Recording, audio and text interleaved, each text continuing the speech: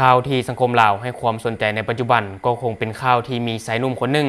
เกิดมีอาการหลอนยาแล้วลงมือฆาตกรรมอายแท้ๆของตัวเองจนให้เสียชีวิต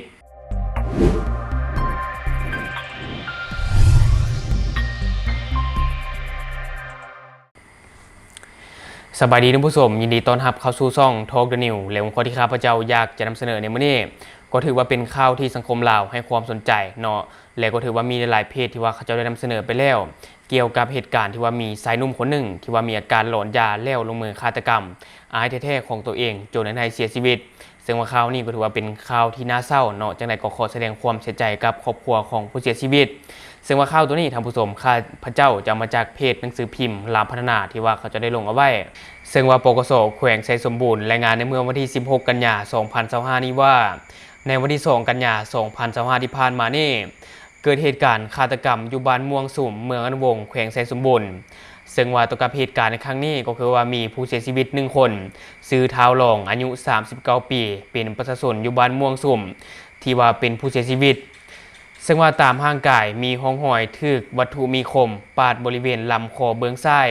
จนบ่ฮอดในวันที่4กันยายน2025เจ้าที่จึงกักตัวผู้ก่อเหตุได้ซื้อเท้าใหม่อายุ23ปีเป็นประชาชนอยู่บ้านม่วงสุ่มซึ่งว่าเป็นน้องชายของผู้เสียชีวิตและก็เจ้าหน้าที่ก็ได้นำตัวมาสืบสวนสอบสวนอยู่ที่กองบัญชาการปกส.แขวงจนบ่ฮอดในวันที่6กันยายน2025จึงได้นำเอาเท้าใหม่ที่ว่าเป็นผู้ก่อเหตุมาจำลองเหตุการณ์คืนเพื่อประกอบคำรับสารภาพเข้าในสำนวนคดีส่งให้อัยการสั่งฟ้องตามระเบียบกฎหมายซึ่งว่าเท้าใหม่ที่ว่าเป็นผู้ก่อเหตุฆาตกรรมในครั้งนี้ได้ให้การต่อกับเจ้าที่ว่าตนเองได้เริ่มเสพยาเสพติดหรือว่ายาบ้าตั้งแต่ปี2016เป็นต้นมา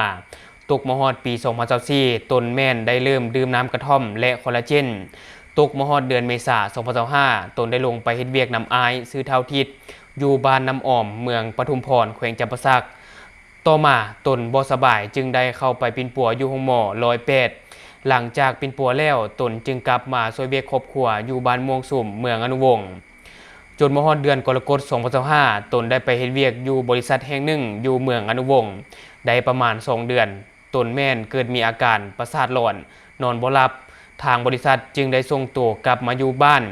จากนั้นท้าวรองผู้เสียชีวิตจึงได้พาตนเองไปกวดอยู่ร้านขายยาอยู่บ้านโพนพระเมืองอนุวงศ์หลังจากนั้นก็ได้กลับมาติดตามอาการอยู่เฮือนตกมฮอดในวันที่2กันยายน2025เวลาประมาณ 17:00 นตนและครอบครัวซึ่งมีพ่อแม่และท้าวรองผู้เสียชีวิตได้นั่งกินข้าวแลงนำกันจากนั้นท้าวรองได้เว้าจาเสียดสีใส่ตนแต่ว่าผู้เกี่ยวก็บ่ได้มีการตอบโต้แต่อย่างใดภายหลังที่ว่ากินข้าวแล้วก็ได้พากันเข้านอนซึ่งว่าตนและท้าวรองผู้เสียชีวิตแม่นได้นอนอยู่เฮือนหลังเดียวกันส่วนพ่อแม่แม่นได้ไปนอนอยู่เฮือนหลังน้อยที่ว่าติดกันอยู่เนาะตกมฮอดเวลาประมาณ 23:00 นของมื้อเดียวกันตนได้คิดเห็นคำเว้าเสียดสีที่อายของตนได้เว้าใส่ตนจึงได้ลุกออกจากบ่อนนอนแล้วไปเอามีดอยู่ประตูทางออกหลังบ้านมาปาดบริเวณคอของท้าวรองที่ว่าเป็นผู้เสียชีวิตอยู่ที่นอน1บาทจากนั้นก็ได้เอาตัวหลบหนีออกจากเฮือนโดยที่บ่ฮู้ว่าอายของตนได้เสียชีวิตหรือบ่ซึ่งว่าผ่านการเก็บกำข้อมูลหลักฐานสืบสวนสอบสวนเอาคำให้การผู้ถูกหาเห็นว่าท้าวใหม่มีเจตนาฆาตกรรมท้าวรองที่ว่าเป็นอายของพวกเกี่ยวแท้โดยการใส่มีดปาดคอท้าวรองซึ่งว่าปัจจุบันนี้เจ้าที่ได้เกี่ยมสรุปสั่งฟ้องและดำเนินตามกฎหมายและที่ผ่านไปก็จะเป็นเนื้อในข่าวที่ว่าเพจหนังสือพิมพ์ลาวพัฒนาที่ว่าเขาจะได้เขียนเอาไว้ซึ่งว่าต่อกับเหตุการณ์นี้ก็ถือว่าเป็นเหตุการณ์ที่น่าเศร้าที่ว่ามันเกิดขึ้นท่านผู้ชมก็คือว่าน้องชายตัวเองเนี่ยนะมีการเสพยาแล้วก็มีการหลอนต่างๆหลายตามเบื้องเนี่ยนะเนาะจนได้ใส่มีดไปปาดคออ้ายแท้ๆของตัวเองจนได้เสียชีวิตในขณะที่นอนหลับอันนี้ก็ถือว่าเป็นเรื่องที่น่าเศร้าและก็ต้องขอแสดงความเสียใจอีกตื้มเท่านึงซึ่งว่าในปัจจุบันนี้คนฆ่ากันง่ายแห่งเนาะท่านผู้ชมอันนี้ก็เป็นเรื่องที่น่าเป็นห่วงขนาดว่าไอ้น้องแท้ๆก็ยังฆ่ากันได้แล้วถ้าเป็นคนอื่นคนไกลที่ว่าบ่รู้จักกันถ้าว่าเฮ็ดผิดใจกันแบบนี้มันสิบ่เกิดเหตุการณ์แบบนี้ขึ้นอีกบ่และวันนี้ข้าพเจ้าจะพาท่านผู้ชมไปเบิ่งอีกหนึ่งข่าวอันนี้ก็ถือว่าเป็นข่าวที่น่าสนใจเนาะที่ว่าปกส.แขวงเชียงขวาง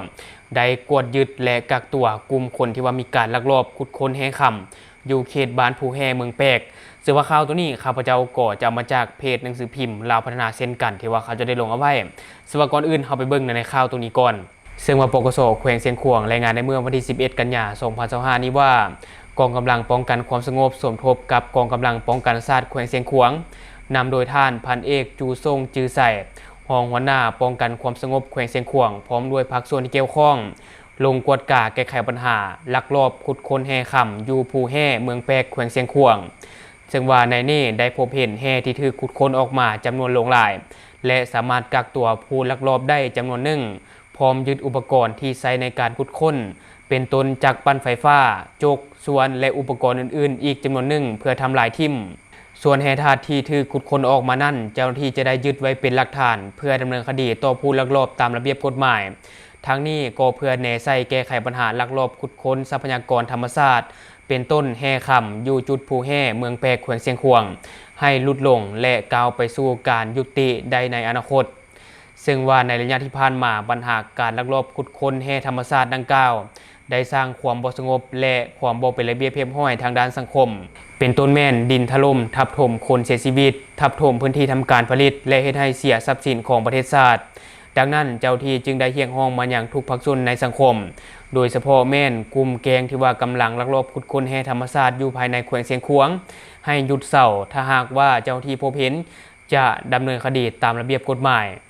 ในที่ผ่านไปก็จะเป็นเนื้อในข่าวที่ว่าเพจหนังสือพิมพ์เราพัฒนาที่ว่าเขาจะได้เขียนเอาไว้เกี่ยวกับการจับกลุ่มคนที่ว่ามีการลักลอบขุดค้นแห่ค่ำเนาะซึ่งว่าถ้าเว้าถึงการลักลอบขุดค้นแห่นี่บ่ว่าจะอยู่ในหลายๆแขวงก็มีเช่นกันเกี่ยวกับการไปห้อนค่ำไปลักลอบขุดค้นแห่ค่ำโบค่ำต่างๆเนาะนี่ก็ถือว่ามีเรื่อยๆถ้าว่าจะปราบแท้ๆก็อยากให้เฮ็ดเบิ่งคือแขวงเชียงขวางเป็นตัวอย่างเนาะถ้าว่าแขวงเชียงขวางเฮ็ดได้ในการปราบปรามกลุ่มที่ว่ามีการลักลอบขุดค้นแห่ค่ำนี่อันนี้ก็ถือว่าเป็นเรื่องที่น่าสมเสยนะท่านผู้ชมและทั้งหมดก็คือสิ่งที่ข้าพเจ้าอยากจะนำเสนอในมื้อนี้สำหรับท่านผู้ชมคนใดเบิ่งคลิปของเราแล้วยังบ่ได้กดติดตามช่องยังบ่ได้กดกระดิ่งแจ้งเตือนก็อย่าลืมเนาะไปกดเพื่อเป็นกำลังใจให้ข้าพเจ้าได้ผลิตคลิปดีๆแบบนี้ออกมาเรื่อยๆหรือสำหรับท่านผู้ชมคนใดอยากตำหนิติเตียนก็สามารถฝากไว้ได้ไปใต้คอมเมนต์ของเราและเราจะเข้าไปอ่านแล้วก็ตอบแลกเปลี่ยนประสบการณ์นำกันอย่าลืมสนับสนุนกันโดยการกดติดตามช่องขอขอบใจ